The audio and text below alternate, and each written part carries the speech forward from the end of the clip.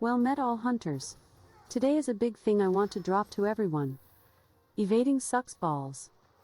It is not a big secret that the game is called Monster Hunter Counters because of the insane amount of moves with guard points, super armor, invulnerability frames and counters.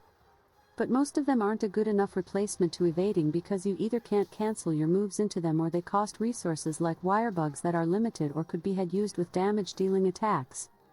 But Sunbreak did include a new universal counter move that can be used by any weapon in the game. If you are one of my subscribers, sure right now you are rolling your eyes thinking okay, Cow is once again gushing about redirection. And they would be right. In this video I'm going to demonstrate why evading sucks in Sunbreak compared with redirection with graphical visual evidence. For this, we must know the invulnerability time of hops, rolls and redirection. I avoid using invulnerability frames because the Nintendo Switch goes with 30 frames per second and meanwhile PC can go from 10, running in a potato, to 300 billions give and take some. So it is not at all an accurate measure. So I use seconds or better said fractions of seconds because you aren't to get vulnerabilities over one whole second. I already made a video about hops for gunlets but more than half the weapons use rolls instead. Rolls are slower than steps but have more invulnerability.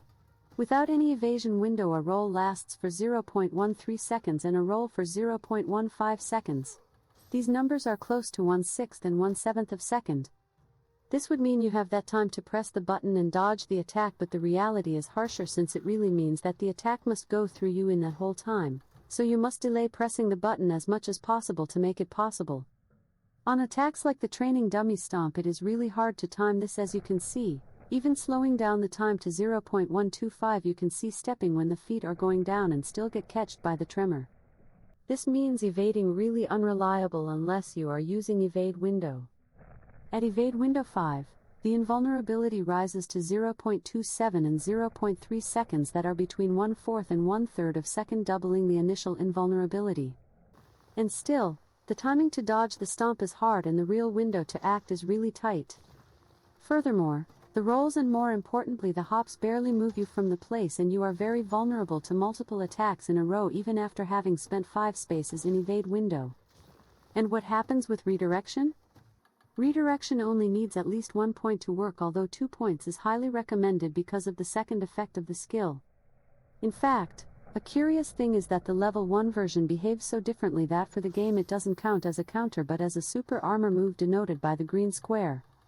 It lasts for 0.28 seconds and while it is active you will ignore any attack that tries to hit you.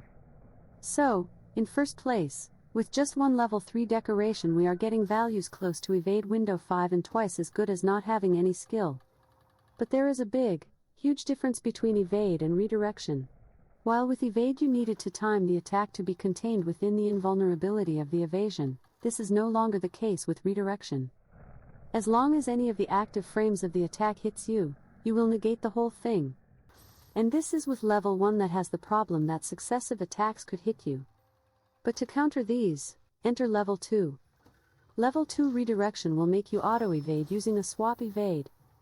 Unless the regular evade ultra bad duration of 0.15 as evade without any skill has about half a second of invulnerability.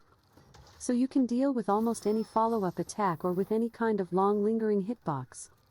A problem of redirection level 2 is that the evade is always done towards the opposite direction you are facing, but because redirection protects you in a 360-grade sphere you can face back or to the sides and move towards the monster. The final fact is that there is a lot of attacks you can't cancel into evasion but redirection is much less restrictive. For example here with Wyvern Fire we can't do anything until it recovers normally but we can cancel it halfway with a redirection.